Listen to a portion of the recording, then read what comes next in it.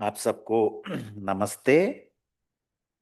आर्य समाज के जो 10 नियम है, 10 प्रिंसिपल्स है। तो आज हम चौथा प्रिंसिपल पर डिस्कशन करेंगे। जैसे कि पहले बताया, आर्य समाज के जो 10 नियम ऋषि दयानंद जी ने बनाया। सनातन धर्म के जो अलग अलग एस्पेक्ट है, ईश्वर क्या है, हिंदू धर्म के क्या शास्त्र हैं, हिंदू धर्म की क्या बेसिक प्रिंसिपल्स हैं, उन सब पर का एक तरह के निचोड़ के रूप में 10 नियम बनाया। चौथा नियम is dealing with the truth. Truth, normally जो रिलीजियंस होते हैं वो बिलीव पर चलते हैं, फेथ पर चलते हैं। मतलब आप सब भी सब फेथ ही बिलीवर ही हैं, क्योंकि जो न्यू हिंदुइज्म है वो भी उसी अब्राहमिक ट्रेडिशन का फॉलो करता है। पर जो हमारे हिंदू धर्म के शास्त्र हैं, जब आप उनको पढ़ते हैं, समझते हैं, या हमारे जो एंसेस्टर्स हैं 1000-2000 साल पहले जिस तरह के वो रिलीजियस प्रैक्टिस करते थे, वो एक अलग था, जिसमें बिलीव और फेथ की value based on the truth and reality. Religion के नाम पर पूरी जीवन वो सच सच को ढूंढते थे, रियलिटी को ढूंढते थे, है ना, दुनिया की अपनी। तो ये नियम कहता है, वंश सत्य को ग्रहण करने और असत्य को छोड़ने में सर्वदा उद्यत रहना चाहिए। One should always be ready, prepare to accept the truth and give up the untruth. ये नियम उसके लिए नहीं है कि आपको ऑनेस्ट रहना है कि नहीं रहना है। ऑनेस्ट रहना एक वर्थलेस थिंग है जिसको सच क्या है पता ना हो। आप क्या सच बोलेंगे, कैसे सच्चा बनेंगे जब आपको सच ही क्या है पता नहीं है। तो सच को जानना, मानना और उसको डाइजेस्ट करना, ये जरूरी है। ऑनेस्टी उसके बाद आती है, दैट इज यूजफुल। एक इग्नोरेंट व्यक्ति की ऑनेस्टी किस काम का, उल्टा वो ज्यादा डेंजरियस होता है, क्योंकि चीजों को गलत जानता है और गलत जैसा जाना वैसे पोर्ट्रे करता है। इसीलिए हम जो अपने बच्चों को सिखाते हैं या दुनिया में लेक्चर देते हैं, हम ये तो देते हैं बी ऑनेस्ट, पर उस ऑनेस्टी की जीरो वैल्यू है। और जीरो वैल्यू तो कहना थोड़ा है कि बड़ा नेगेटिव वैल्यू भी होता है, जब वो ऑनेस्ट व्यक्ति, सो कॉल्ड ऑनेस्ट व्यक्ति को सच पता ही ना हो। तो इस बात को हम शुरू करते हैं वेद के एक मंत्र से, यजुर्वेद के 19वें अध्याय के 77 मंत्र। दृष्ट्वा रूपे व्याकरत सत्या नृते प्रजापति, अश्रद्धा मनृते दधात श्रद्धाम सत्य प्रजापति। प्रजापति ने, परमात्मा ने, लॉर्ड ऑफ क्रिएशन, सृष्टिकर्ता ने जब संसार बनाया, स्पेशली जब प्राणी को बनाया, क्रिएचर को बनाया, क्रिएचर में मनुष्य भी नहीं बोल रहा हूं, तो उन्होंने मेक श्योर किया कि सच और झूठ, रियलिटी और फॉल्सहुड, ट्रूथ एंड फॉल्सहुड, इनको उन्होंने अलग अलग किया।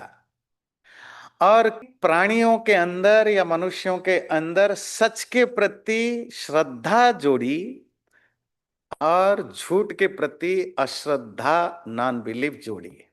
आप कहेंगे मनुष्य के अंदर सच के प्रति श्रद्धा जोड़ी, तो बहुत सारे लोग तो करप्ट हैं, डिसऑनेस्ट हैं, हिपोक्रेट हैं, तो उनमें तो सत्य के प्रति श्रद्धा नहीं। नहीं, चोर, बड़ा से बड़ा चोर भी, झूठा भी, बेईमान आदमी भी ये एक्सपेक्ट करता है सामने वाला जो बोले वो सच बोले।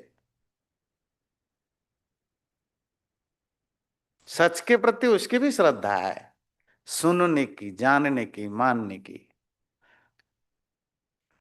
जब जो लोग चोरी करते हैं ना, जिनका ग्रुप होता है, माफिया ग्रुप चोरी, वो चोरों में भी एक कॉमन फैक्टर होता है, एक दूसरे से सच बोलना। नहीं तो वो एक दूसरे को मार डालते हैं।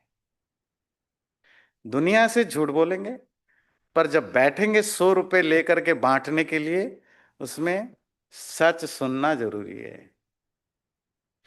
ये ह्यूमन बींग के अंदर इनहेरेंट नेचर के रूप में परमात्मा ने डाला। ये मंत्र यही कह रहा है, अश्रद्धाम अनृते ददात। परमात्मा ने हर इंसान के अंदर सच के प्रति श्रद्धा रखी और झूठ के प्रति अश्रद्धा रखी। तो ये हमारा फंडामेंटल नेचर है, ये हमारी पैदाइश ही हमारे साथ है। मैं भी, आपका बच्चा, मेरा बच्चा बचपन में झूठ बोलता हो, पर दूसरे की झूठ को बर्दाश्त नहीं करता।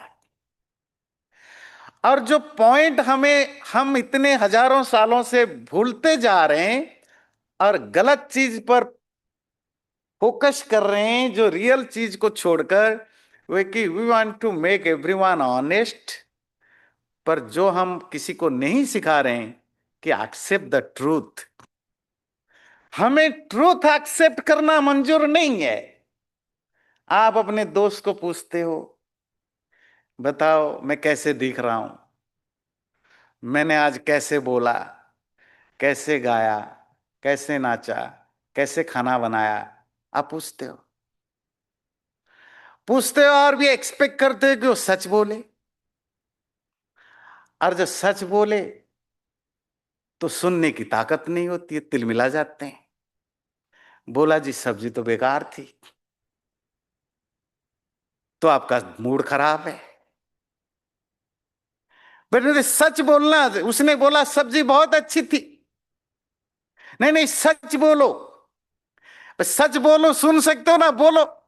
मतलब हम चाहते सच तो बोले, पर वो सच भी यही बोले कि मैं अच्छा हूं। हम झूठ नहीं सुनना चाहते हैं। मेरा मतलब है कि हम सच तो सुनना चाहते हैं, पर सच को डाइजेस्ट नहीं कर पाते हैं। यही ह्यूमन बीइंग की इशू है।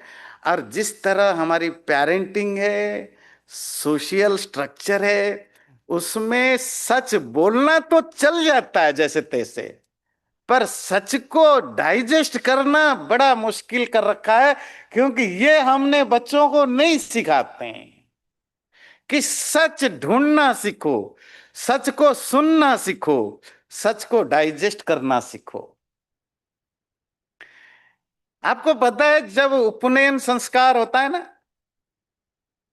जनेऊ संस्कार जिसको कहते हैं, जनेऊ संस्कार क्यों होता है? कि बच्चा पहली बार स्कूल जाता है, एजुकेशन जब स्टार्ट करता था, मतलब फर्स्ट ग्रेड में जाता था फॉर्मल एजुकेशन के लिए, तो उसके लिए जो सेरेमनी होती थी उसको कहते थे उपनयन संस्कार, यज्ञोपवीत संस्कार, जनेऊ संस्कार। अलग अलग नाम अलग अलग स्टेट में होगा, है ना।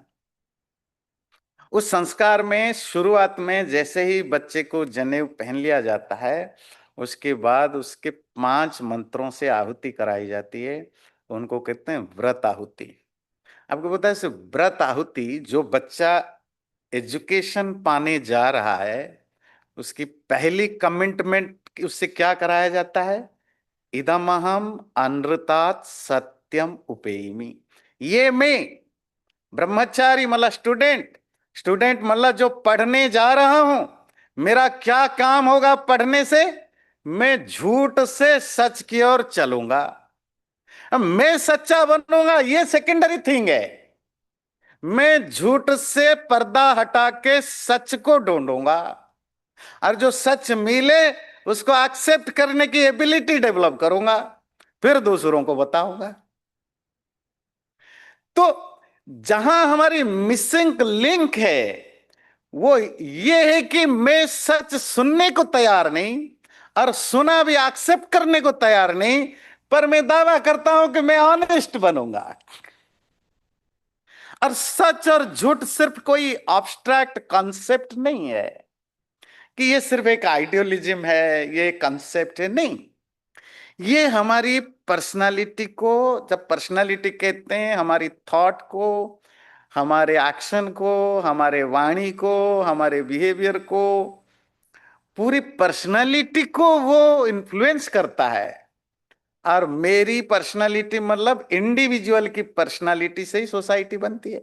एक सोसाइटी करप्ट है, एक सोसाइटी ऑनेस्ट है, एक सोसाइटी स्ट्रेट फॉरवर्ड है, ये डिपेंड करता है एवरी इंडिविजुअल। हम जैसे नॉर्मली जानते हैं या मानते हैं कि इंडियन लोग मतलब एज ए होल सोसाइटी एक ऑलमोस्ट डिसऑनेस्ट सोसाइटी है। हिपोक्रेसी बहुत ज्यादा है। ऐसा नहीं कि सारे इंडियन 140 करोड़ ऐसे हैं, हो सकता है 10-20 करोड़ बहुत ऑनेस्ट हो, हिपोक्रेसी बिल्कुल ना हो, स्ट्रेट फॉरवर्ड हो। दुनिया में जो भी डेवलप्ड कंट्रीज हैं वहां एक सिमिलर दिखने को मिलता है। वहां के लोग कंपेरेटिवली ज्यादा ऑनेस्ट होते हैं, कम हिपोक्रेट होते हैं। जो गरीब देश हैं, डेवलपिंग कंट्रीज हैं, वहां हिपोक्रेसी, झूठ, डिसऑनेस्टी ज्यादा होती है। और Indians also part of that. ये क्यों होता है? हम एक पूरी सोसाइटी क्यों ऐसा बन जाते हैं? हम अपने देश में सरकारों को गालियां देते हैं, भारत की बात कर रहा हूं, सब चोर है, नेता पैसा खा जाते हैं, सब चोर है। तो कौन सा ईमानदार है? तुम गांव का सो कल्ड इनोसेंट व्यक्ति, तुम भी जब काउंसिल मेंबर बन जाते हो गांव को तो रिश्वत लेते हो 10 रुपए की। तुम जो क्लर्क या पीएन जहां बने हुए हो वहां भी रिश्वत खाते हो। फिर तुम ब्लेम करते हो कि नेता पैसा खा गए। तुम्हें सिर्फ शिकायत है कि नेता 500 करोड़ खाता है, तुम 500 क्यों खाते हो? ये तेरी औकात 500 की है। पर बेईमानी दोनों हो।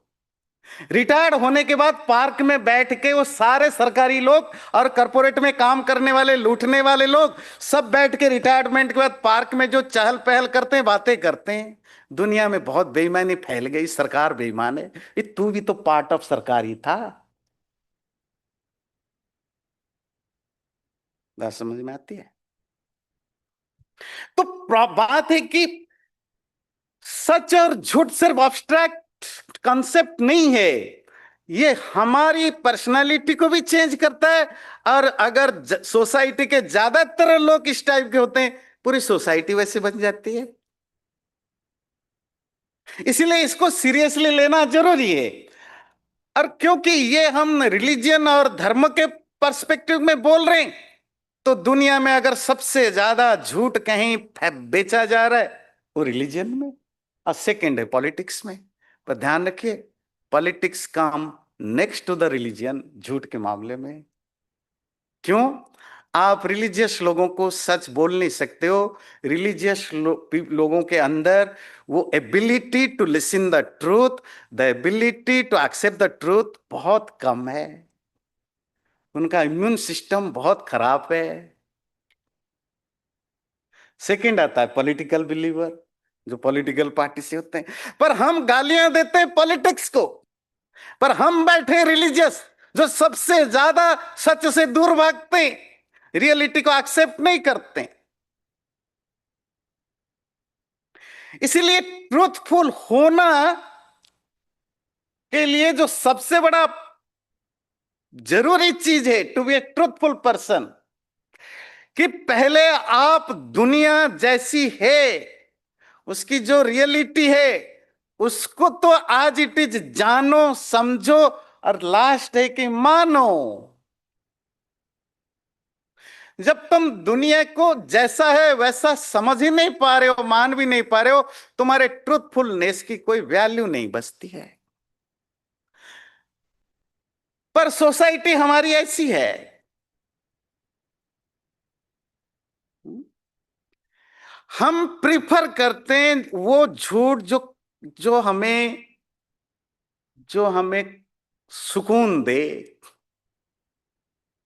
जी मुझे कैंसर हुआ है, घर वाले डॉक्टर को नहीं बताना, डॉक्टर साहब मत बताओ। क्यों? झूठ बोल देंगे सब ठीक हो जाओगे। झूठ बोलने से 5 मिनट की, 5 दिन की सुथिंग मिलती है, पर जिंदगी भर कष्ट भोगना होता है। सच सुनने से 2 दिन की तकलीफ होती है, पर जिंदगी भर की प्रॉब्लम सॉल्व होते हैं। पर हमें अनप्लीजेंट ट्रूथ सुनने की आदत नहीं। या पिक्चर देख रहे होंगे, है ना, तो सारी दुनिया उधर ही जाती है जहां शुगर कोटेड झूठ मिले। अगेन आई एम रिपीटिंग, ये बात ये नहीं है कि तुम ट्रूथफुल हो या नहीं हो, तुम ऑनेस्ट हो कि नहीं हो। बात यह है कि तुम्हारे अंदर सच्चाई सुनने और मानने की कितनी एबिलिटी है। और नॉर्मली जिस तरह के मॉडर्न सोसाइटी हम देखते हैं, जहां शुगर कोटिंग बहुत ज्यादा हो गया है, तो वहां सच सुनना और मानना मोस्ट डिफिकल्ट हो गया है।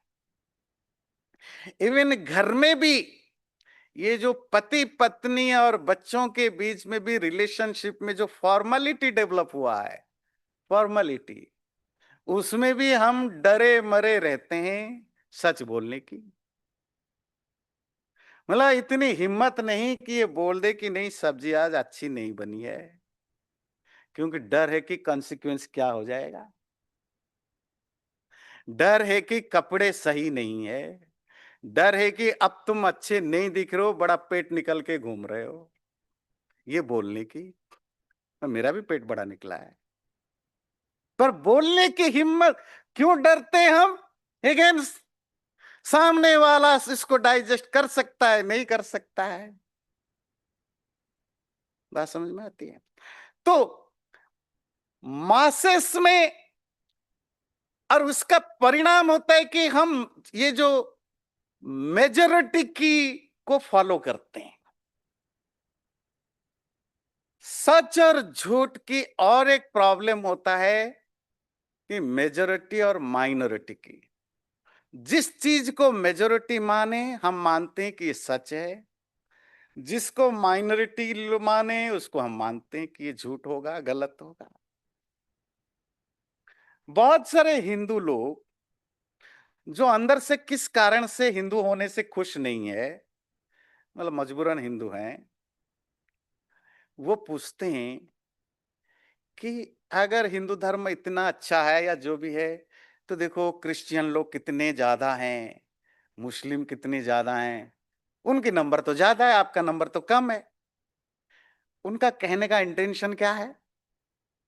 मतलब डेफिनेटली वो बेटर होंगे, तभी तो उनका पॉपुलेशन ज्यादा है। अब तुम ये जो बोलते रहते हो, वो हिंदू धर्म को खराब है इसलिए कम होता है। मतलब कोका और पेप्सी क्योंकि ज्यादा बिकता है, इसका मतलब वो हेल्दी है। नींबू पानी क्योंकि कोई बिकता नहीं है, रेयरली बिकता है, तो वो अनहेल्दी है। लॉजिक समझ में आता है किस तरह के लॉजिक हम देते हैं।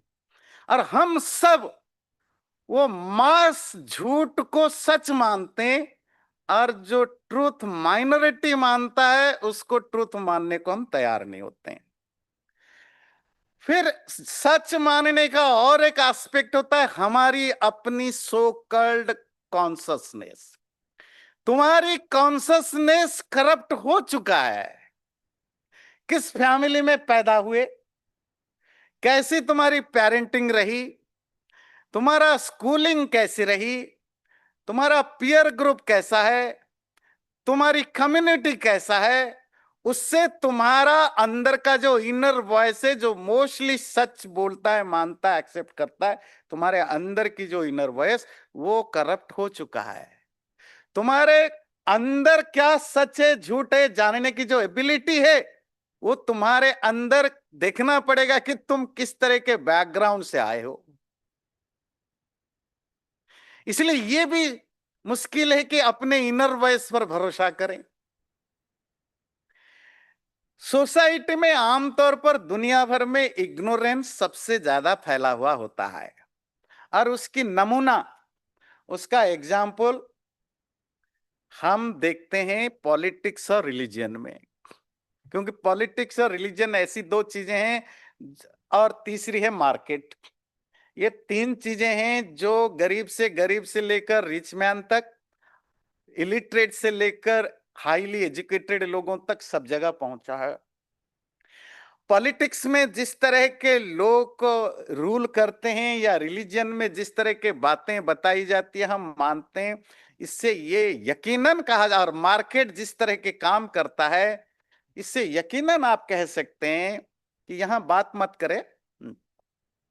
तो ये यकीनन हम कह सकते हैं कि सोसाइटी में ज्यादातर लोग झूठ को मानते हैं, सच सुनने की एक्सेप्ट करने की एबिलिटी नहीं रखते हैं। Society bye and large ignorant है। और अगर आप मास को सच और सही समझने लग जाएं तो यकीन मानेंगे रॉन्ग और राइट की जो परसेप्शन है ना, वो काफी आपको बदलनी पड़ेगी। जो सच है और जो हम बिलीव करते हैं कि क्या सच है, उसमें बड़ा अंतर है। कितना अंतर है आप इस पिक्चर में देखेंगे। अब अप टू 5 to 10% जो हमारी परसेप्शन है, 5 to 10% जो हमारा बिलीव है, वो रियलिटी से मैच करता है। तो बाकी रियलिटी अलग है, हम अलग है। इट्स नॉट अबाउट एक पर्टिकुलर फील्ड। हमारे पेरेंटिंग भी इससे भी स्टार्ट करिए। बच्चे कैसे पाला जाए, पति पत्नी की रिश्ता, घर परिवार से लेकर के दुनिया तक, ईश्वर तक, सब मामलों में हम बिलीव पर चलते हैं।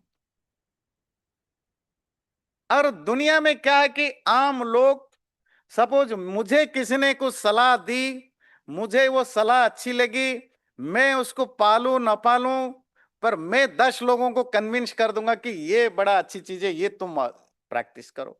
आम लोग वैसे ही होते हैं, झोला छाप डॉक्टर की तरह, है ना। 2 4 मेडिसिन का नाम, खुद बुखार पड़े, उनको खुद पता नहीं था कि फीवर की क्या, कैसे ठीक करना है, कोल्ड की क्या ठीक करना है, अनपढ़ हैं।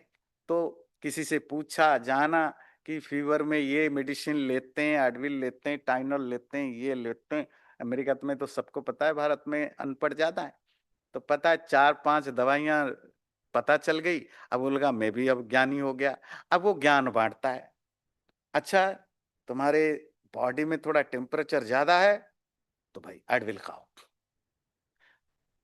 बात है कि हम कैंसर के कारण भी बुखार है तो भी वो आदमी दे देगा, झोला छाप डॉक्टर एडविल दे देगा।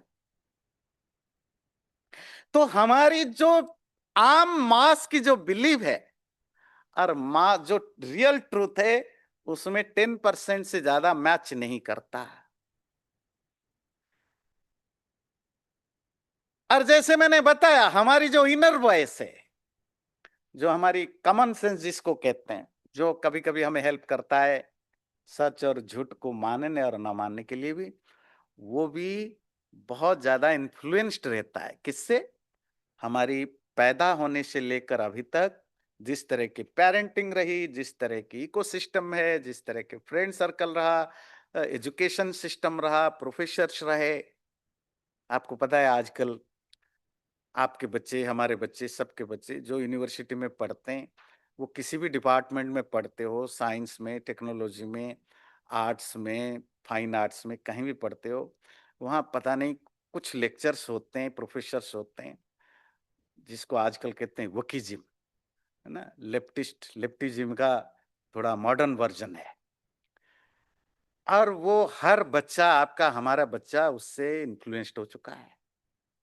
हाफ ट्रूथ को बहुत बढ़िया ओरेटरी में प्रेजेंट करके लोगों को एक्सट्रीम फेमिनिज्म, एक्सट्रीम, मतलब मैरिज इंस्टीट्यूशन कैसे बैड है, सोसाइटी में कैसे मेल लोग सब भेड़िया हैं, अरे बताने, है ना, कैसे पॉलिटिक्स गंदा होता है।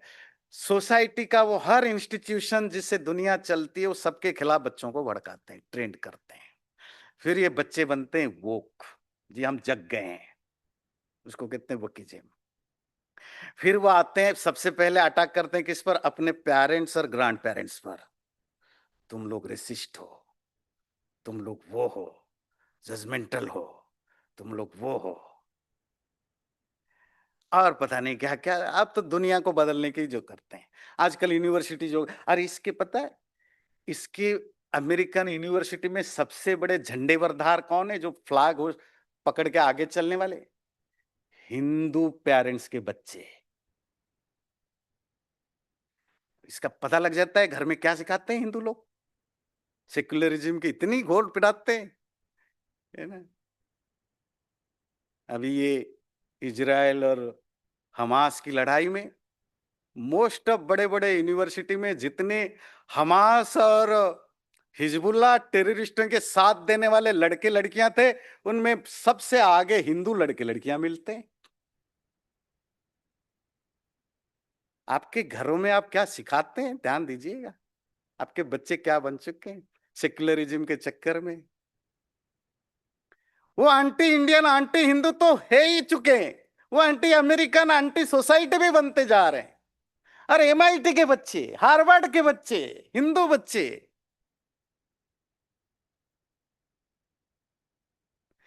मतलब क्या वो सच जो बोल रहे हैं 20% सच है, 80% उसमें मसाले हैं। तो हमारी जो परसेप्शन है वो काफी इन्फ्लुएंस्ड होता है दूसरे के द्वारा। एक रिलीजन में जो धर्म है, दूसरे रिलीजन में वो अधर्म हो जाता है। एक रिलीजन में एनिमल्स को स्लटर करना पब्लिक में, फेस्टिवल्स में, बच्चों के सामने, ये पुण्य का काम है, इससे स्वर्ग मिलता है, हेवन में जाते हैं, गॉड प्लीज्ड होता है। वही एनिमल स्लटर, अगर ये इस्लाम की बात कर रहा हूं, अगर उसको कोई जैन परिवार का बच्चा, वैष्णव परिवार का बच्चा इवन सुन भी ले, इसको रात को बुरे सपने आते हैं। उसके लिए इतना भयानक पाप में होता है। तो बात है कि एक सेम चीज एक रिलीजन में हाईएस्ट पेओस एक्ट है, एक सेकंड बिलीवर के लिए वो सबसे हरर हॉरिफाइड चीज है। तो इसीलिए परसेप्शन जो हमें सोसाइटी से, मास से, फैमिली से सिखाया जाता है सच के नाम पर, उसमें आप सच और ढूंढ नहीं ढूंढ पाओगे। और आप अगर ये आर्ग्यू करें कि ये बेचारा इनोसेंट है, इनोसेंट होना कोई मोरालिटी की सर्टिफिकेट नहीं है। ज्यादातर वायलेंट लोग, दुनिया में जो वायलेंस होते हैं, अगर आप जेल में जाएं, सर्वे करें, ठीक है कुछ लोग माफिया होते हैं, क्रिमिनल माइंडसेट के होते हैं, उनको अगर निकाल दें दुनिया के किसी भी जेल में, उसमें ज्यादातर जो मेजोरिटी ऑफ परसेंटेज जो क्राइम करे हुए लोगों को उन्हें मिलेंगे, वो सबके सब एक्चुअली इनोसेंट थे।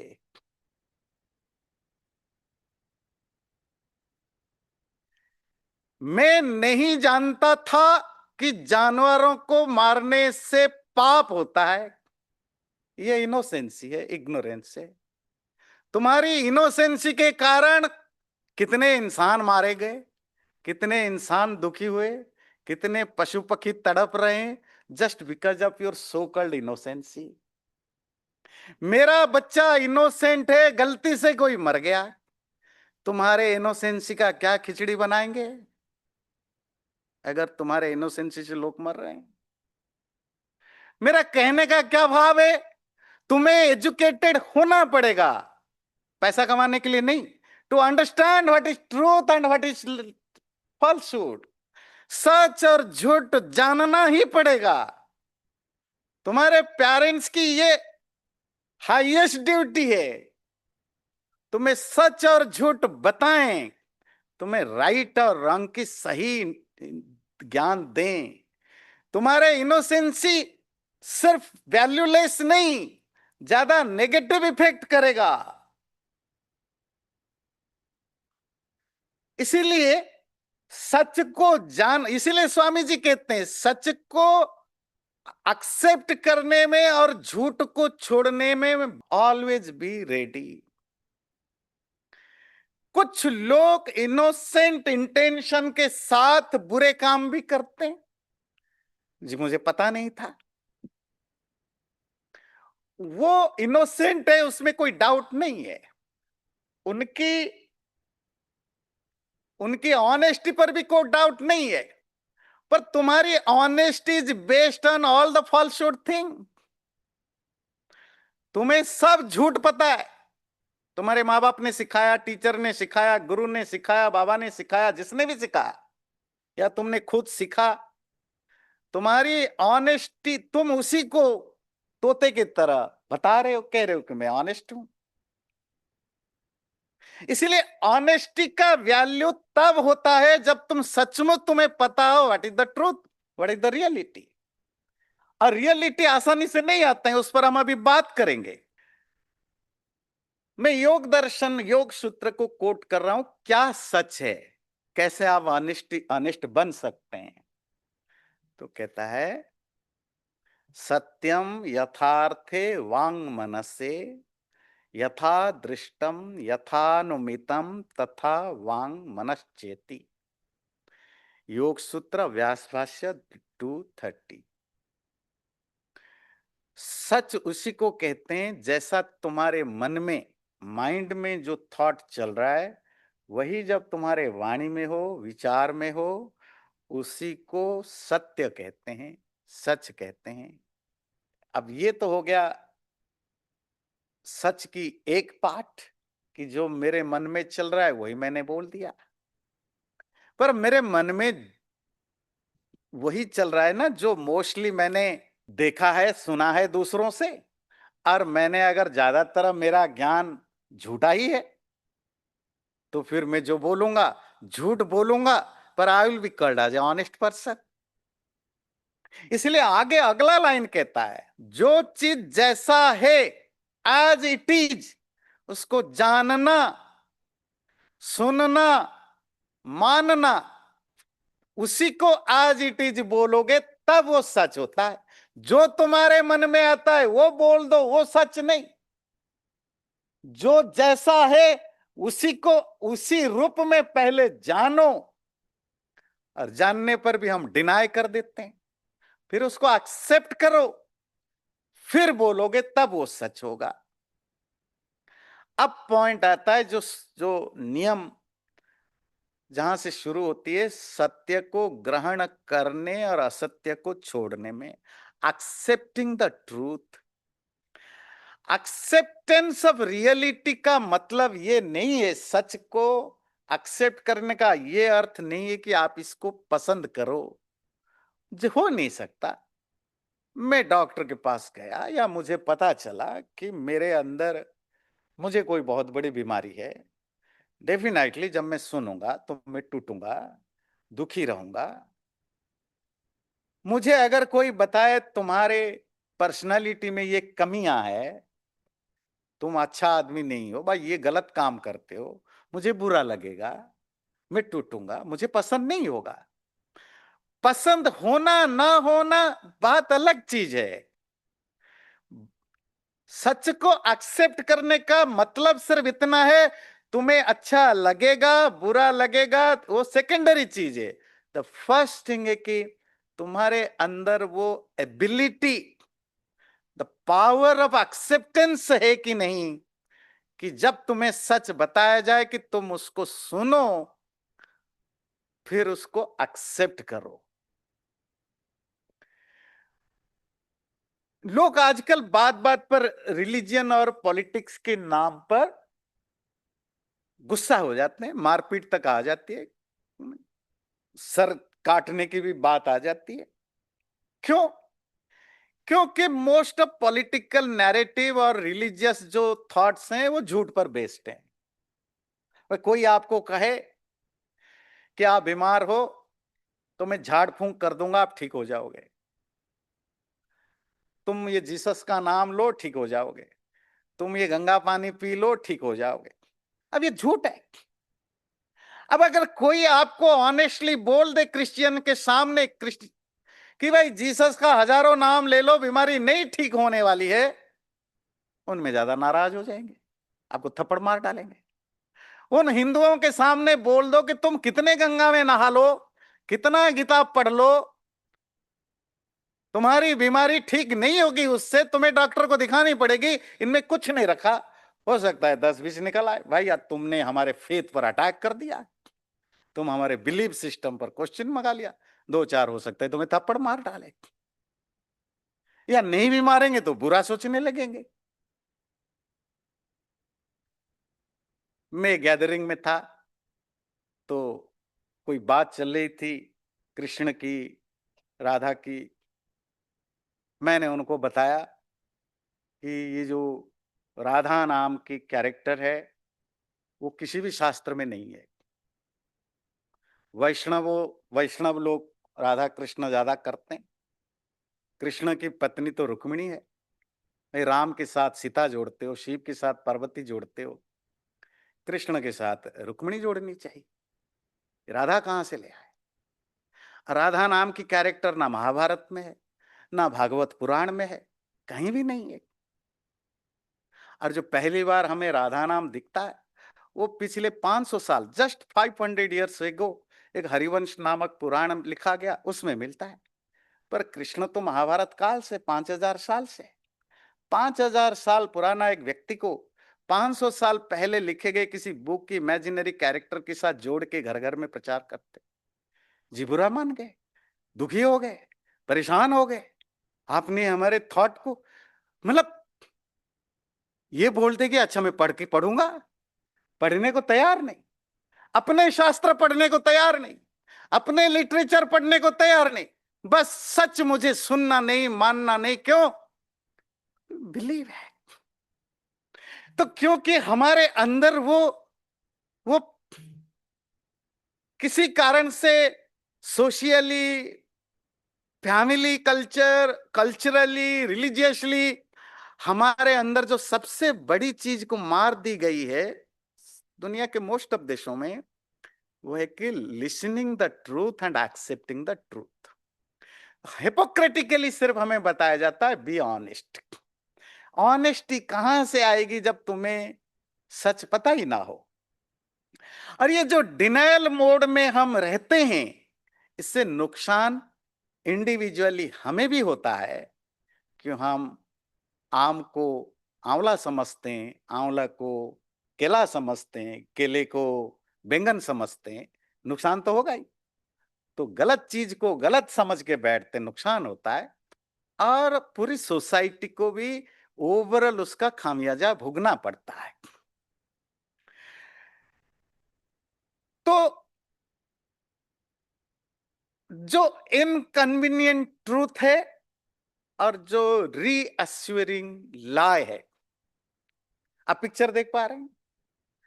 ये जो हर्ड मेंटालिटी जिसको हम कहते हैं ह्यूमन बीइंग के अंदर है, हमेशा से, आज से नहीं, कि हम जहां थोड़ी आसान लगे, झूठ हो भी थोड़े, काउंसिल थोड़ा आराम मिले, हम वहां जल्दी भाग जाते हैं।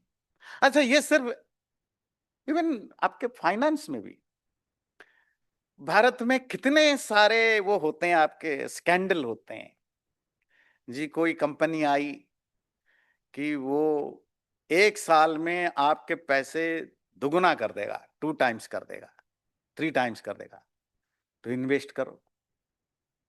तो हम सब इन्वेस्ट करने लोग लग जाते हैं, लाखों रुपए, करोड़ों रुपए, गरीब घर के लोग पता नहीं कोई जमीन बेच के क्या क्या करके लगा देते हैं उसमें। पता चला 5-7 साल के बाद वो कंपनी पैसा लिया, डूब गया, भाग गया। और ये हर स्टेट में हो रहा है, और पिछले 50 साल से हो रहा है, 100 साल से हो रहा है, हर स्टेट में हो रहा है। करोड़ों करोड़ों लोग को पूरी जिंदगी भर की कमाई लगाते हैं। क्यों? और अगर कोई दूसरा, उन्होंने आकर गांव वाले ने या अपने पड़ोस ने बताया कि ये झूठ है, ऐसा कुछ नहीं होता है कि 1000 को कोई एक साल में 2000 करके देगा। हमें वो बुरा लगता है। तू जलता है मेरे से, मेरे पैसा बढ़ जाएगा, तू जलता है। हमें वो ट्रूथ जो हल्की से भी इनकन्वीनियंट लगे, वो एक्सेप्ट नहीं करने का है। जब मैं हमें कहता हूं, मतलब सिर्फ आप और हम नहीं, मोस्ट ऑफ सोसाइटी के लोग, वो किसी भी देश के हो, हमें वो रीअश्योरिंग लाई, वो झूठ जो अच्छा लगता है, वो पसंद आता है। इसीलिए हमारे इंडियन कम्युनिटी में और एक इश्यू है, क्योंकि हम, जैसे मैंने शुरुआत में कहा, हमारे अंदर थोड़ी झूठ बोलना और हिपोक्रेसी बहुत, उसकी क्वांटिटी बहुत ज्यादा है। इवन कोई मेडिकल इशू भी होता है, तो क्योंकि हमारी ट्रेनिंग ऐसी है, हम बीमार को खोल के बोलते नहीं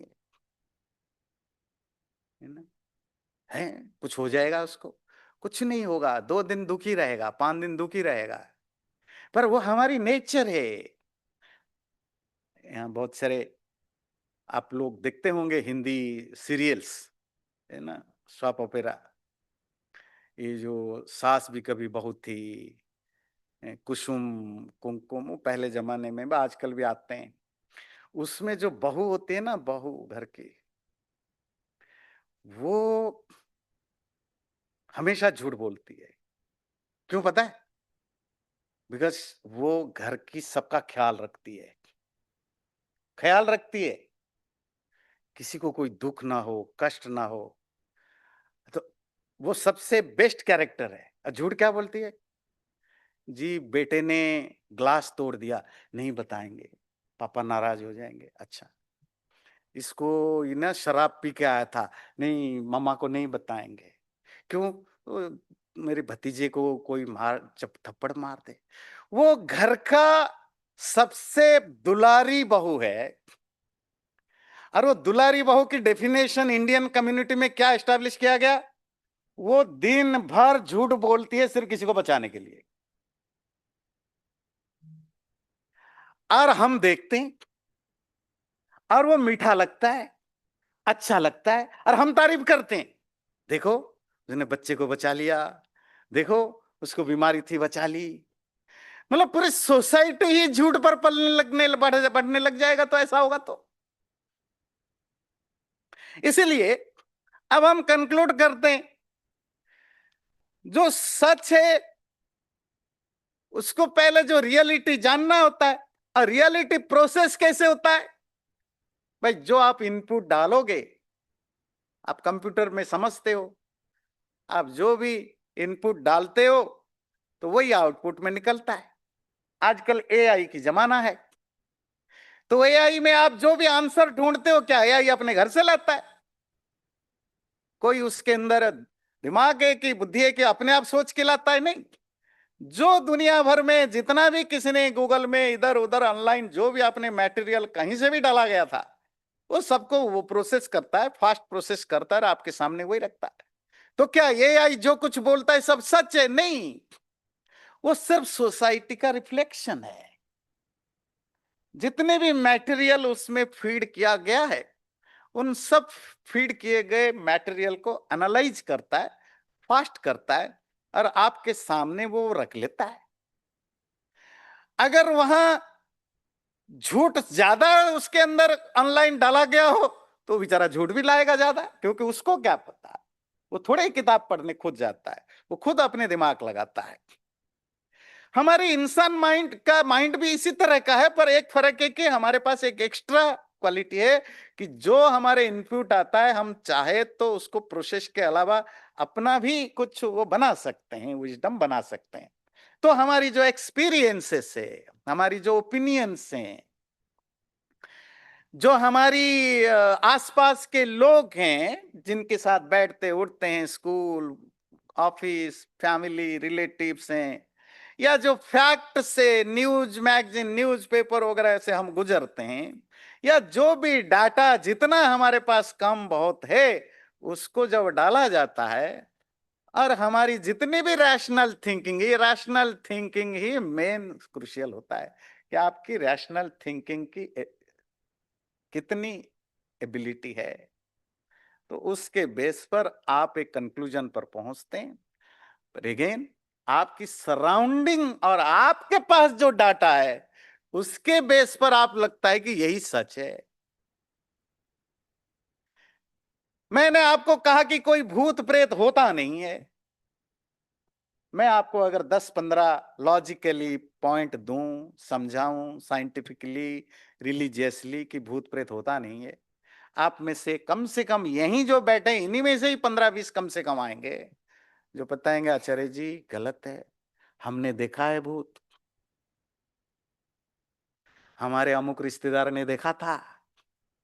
तुमने जो देखा वो हेलोसिनेशन भी तो हो सकता है। तुमने जो देखा तुम्हारा माइंड का भ्रम भी तो हो सकता है, वो नहीं मानना क्योंकि तुम्हारी अपब्रिंगिंग ऐसी है कि भूत होता है। वो डाटा उसी तरह तुम प्रोसेस करोगे। एक मजेदार बात पता है, वही लोग भूत प्रेत से डरते हैं या वही लोग भूत प्रेत देखते हैं जो भूत प्रेत को मानते हैं। जो व्यक्ति किसी बच्चे को बचपन से कभी मत बताइए भूत प्रेत होता है, अगर हमेशा बताइए कि नहीं होता है, वो बच्चे को जिंदगी में कभी कोई भूत प्रेत दिखाई नहीं देगा। It's all about our mental reflection. इसी तरह के प्रोसेस होता है। तो इवन क्योंकि हमारा माइंड प्री कंसीव्ड है ऑलरेडी, इसीलिए जो हमारे पास डाटा आता भी है, जो भी इंफॉर्मेशन आता भी है, इवन एक्सपीरियंस आता भी है, हम इसको प्रॉपरली प्रोसेस नहीं कर पाते हैं क्योंकि बहुत सारे एविडेंस, हजारों एविडेंस होने पर भी हम सिर्फ उतने ही एविडेंस हमारे दिखता है, हमें दिखता है जो हमारे बिलीफ सिस्टम को मैच करता है, बाकी सब दिखता ही नहीं है। और ये तो मैं एज ए स्पीकर मैं पढ़ाता हूँ, बोलता हूँ, ये मेरे एक्सपीरियंस हैं। ऐसा होता है कि मैं 1 घंटे तक बोलता हूँ क्लास में भी कहीं भी एक टॉपिक पर, बोलने के बाद जो लोग मेरे से बात करते हैं या क्वेश्चन पूछते हैं कि आपने ऐसा कहा, ऐसा है, वो मैंने कभी कहा ही नहीं था, पर वो कहते हैं आपने ऐसा कहा तो इसका क्या मतलब है। भाई मैंने तो ये कहा नहीं, नहीं आपने कहा था। अब जो स्पीकर है वो कहता है मैंने नहीं कहा था, उनको सुनाई दे दिया। कैसे सुनाई दिया? ये झूठ बोला नहीं। ये साइकोलॉजिकल वो प्रोसेस को समझनी पड़ेगी। मैंने जो कुछ बोला उनमें जो चीजें आपके बिलीफ सिस्टम को मैच किया वो सब आप प्रॉपरली सुन पा रहे हैं।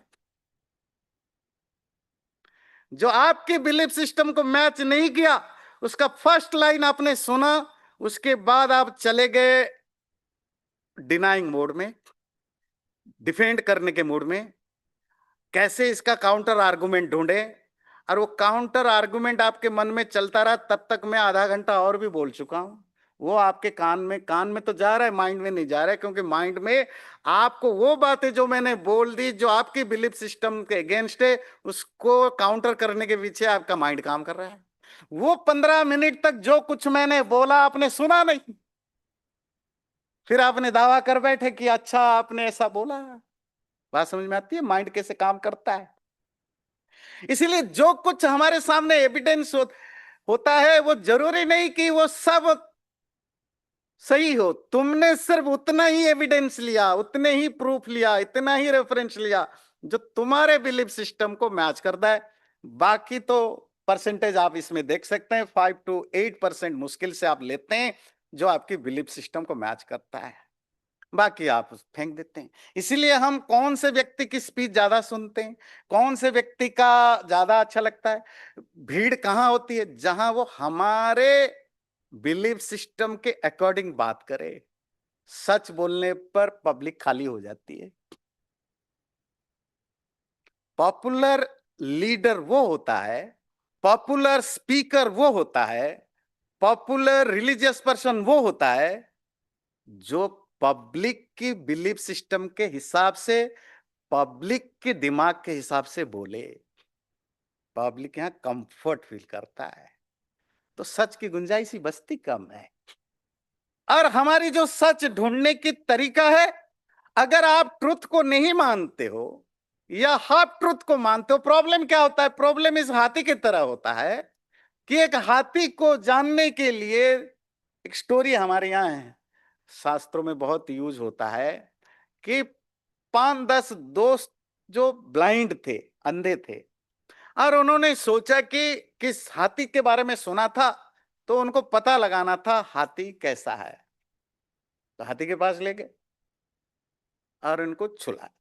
तो जो व्यक्ति छुआ, अब किसी ने सूंड को छुआ, उसने कहा अच्छा हाथी जो होता है ना वो सांप जैसा होता है।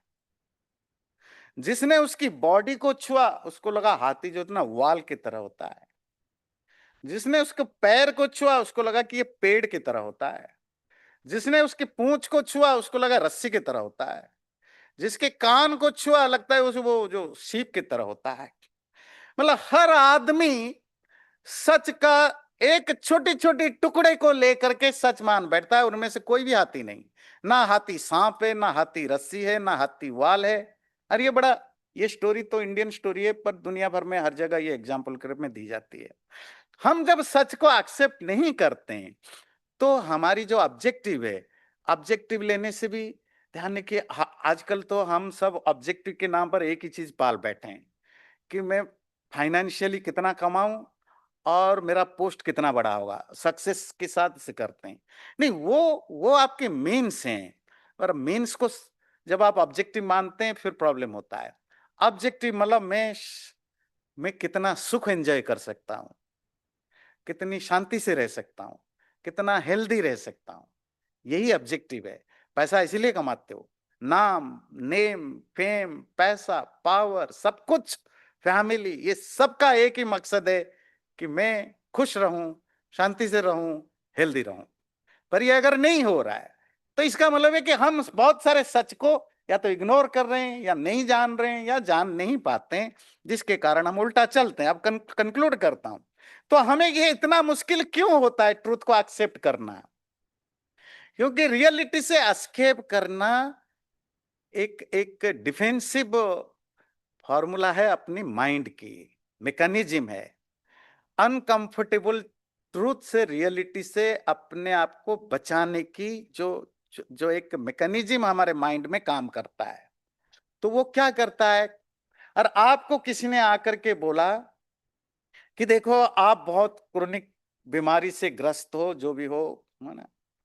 मैं आपको एक एग्जांपल देता हूं, टाइम हो रहा है, बस एक इंटरेस्टिंग एग्जांपल। मेरे पास एक कपल आए, किसी ने उनको सजेस्ट किया उनसे मिलो। उनके जीवन में बहुत दुखी थे, दुखी पति पत्नी में बनती नहीं है, बहुत लड़ाई झगड़े होते हैं पिछले 10 साल से। पिछले 5-10 साल में उनके 5 साल में कम से कम 15-20 एक्सीडेंट हो चुके हैं। बच्चे सब डिप्रेशन में जा रहे हैं, पढ़ाई लिखाई ठीक से कर नहीं रहे हैं। दोनों पति पत्नी मतलब लाइफ में सारे जो इतने भी मिजरी हैं, सफरिंग है, उनके घर में है। तो वो हैदराबाद से किसी, मतलब जो भी ऑनलाइन वगैरह कनेक्शन किया होगा, किसी पंडित जी ने उनको पिछले 10 साल से ट्रीटमेंट कर रहे हैं। क्या, कौन सा जादू टोना करना है, कौन सी ग्रह को शांति करनी है, कौन सी होम करना है, कौन सा हवन करना है, कितनी दक्षिणा देनी है। और वो बताते हैं कम से कम 15-20 हजार डॉलर से ज्यादा खर्च कर चुके हैं, और वो ठीक नहीं हो रहे हैं। तो किसी ने बोला कि ये दूसरा भी एक पंडित जी हैं, वो कोई जादू टोना बता देंगे। वो मेरे पास आए और वो गलत आदमी के पास आ गए। मुझे उन्होंने बताया, मैंने कहा मेरे पास तो कोई ऐसी है नहीं, पर मैं आपका ठीक करा सकता हूं प्रॉब्लम। आप बताइए डिटेल में क्या क्या इश्यू है। उन्होंने बताया। मैंने कहा देखिए आपकी लाइफ की सारी प्रॉब्लम, ये कोई ग्रह और कोई अशांति नहीं, आपकी प्रॉब्लम स्टार्ट होती हुई है तब जब पति पत्नी में आपकी बनी नहीं, एक दूसरे से लड़ते हो। वहां भी बैठे थे तभी एक दूसरे के मुंह नहीं देख रहे थे, कोई किसी को तैयार नहीं था 10 साल से। और आप दोनों एक दूसरे को गालियां करते हो। ये उन्हीं की स्टेटमेंट थी जो मैंने उनको रिपीट किया। घर में जब पति पत्नी कॉन्स्टेंटली लड़ते हैं, झगड़ते हैं, तो बच्चों के ऊपर जो इम्पैक्ट पड़ता है, इसीलिए बच्चे डिप्रेशन में है। बच्चे डिप्रेशन में है तो पढ़ाई लिखाई कहां से करेंगे? नहीं हो रहा है। एक्सीडेंट भी इसीलिए हो रहे हैं क्योंकि आप हमेशा एब्सेंट माइंड में रहते हो। बात समझ में आती है? क्योंकि हमेशा दुखी हो, हमेशा परेशान हो, तो गाड़ी भी चलाते हो तो माइंड एब्सेंट है, तो बार बार एक्सीडेंट हो रहे हैं। तो आपके लाइफ में जितने भी प्रॉब्लम है, और भी बहुत सारे प्रॉब्लम है, ये सबका जड़ है आपके दोनों, या तो आप दोनों एक दूसरे से डिवोर्स ले लो, या एक दूसरे को कोई काउंसलर के पास जाओ, साइकोलॉजिस्ट के पास जाओ, काउंसलिंग करके कंप्रोमाइज करो, खुशी रहो। जब तक तुम दोनों प्रॉब्लम के जड़ हो, तुम्हारे रिश्ता, तुम अपने रिश्ते को ठीक करो या तोड़ दो, सब ठीक हो जाएगा। एक्सीडेंट आप कभी नहीं होने वाला, घर टूटने वाला नहीं है, जब में भी आपको कोई नहीं निकालेगा, क्योंकि जब आप मेंटली स्टेबल होंगे तभी तो आप कुछ कर पाएंगे। और आपके बच्चे भी सफर कर रहे हैं, उनको ये बात अच्छी नहीं लगी। बोले हम तो आए थे कोई आप हवन करा के हमारे प्रॉब्लम फिक्स कर देंगे।